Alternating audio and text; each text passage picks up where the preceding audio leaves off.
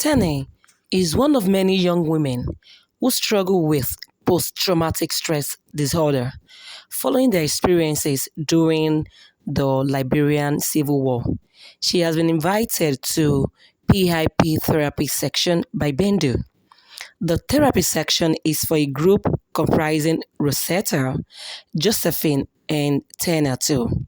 Previously, they had been given an assignment, which is now due for presentation during the current counseling section. Agnes, the co-director of PIP, and Bendo, the main director, are part of the section. The assignment given to the counselors was to write a letter to the person who had caused them the greatest pain during the war. Tenneh, taking a turn, stands up and faces others in the counseling room with a letter in her hand. She remains silent for a long while, staring at the words she has written down on a paper. Finally, she begins to read. She reads out the content of the letter, though it all looked like a dream, but it was real. Her mother gave her to fighters to take away during the war, while she gave excuses to protect herself and the boy child Tenneh calls a borrowed baby.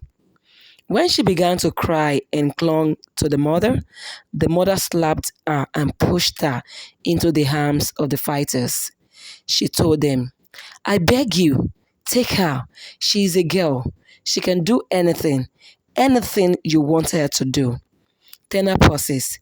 Then Rosetta and Josephine, who are sitting on either side of her, try to comfort her. Clearly troubled, but she soon regains her composure and continues. She relates that after the fighters had raped her, she ran back to her mother crying, bleeding and naked, hoping for comfort. Instead, the mother drove her away, telling her to take her nakedness away. She laments how at 12 and ignorant her mother could expect her to take care of herself in those circumstances. She recalls how a stranger eventually came to her aid by washing her up, clothing her, and comforting her. From the conclusion part of the letter, she reads, You betrayed me, Mama.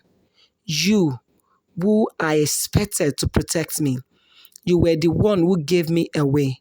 From the complimentary close, she also reads, Your own daughter, Tenneh. Thereafter, she sits down and places her chin in her hand. She stares into space, sniffing and wiping her face with a small towel. Bendu and Agnes cannot conceal how emotionally disturbed they are at listening to such a pathetic story. As Tenneh completes the reading, Bendu clenches her jaws and thinks of when she was 12 years old. Her heart skips a beat. Agnes sighs.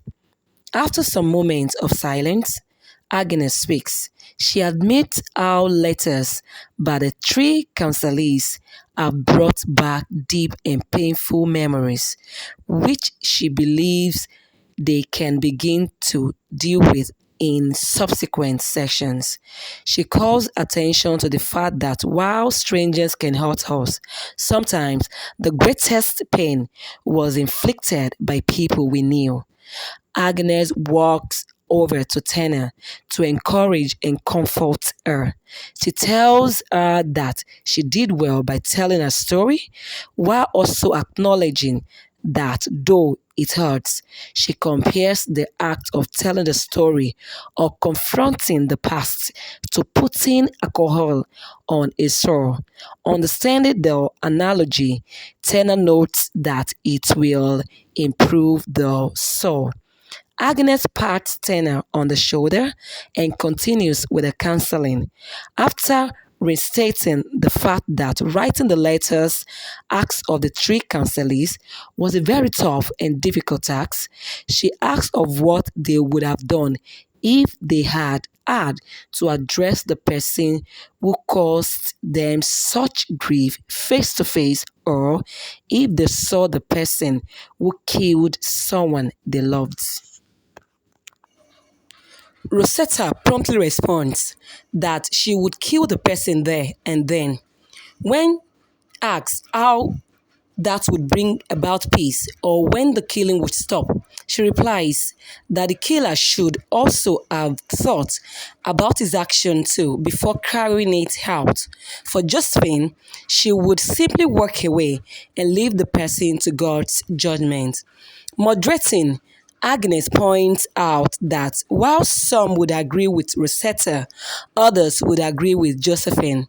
Thereafter, she requests all of them to think about how they will deal with such a situation.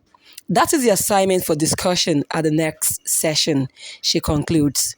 Tenneh considers the assignment a good one. She believes that victims have a lot to say. Agnes affectionately corrects her by saying that only the dead are victims. Those who are still alive, despite all they went through, are survivors.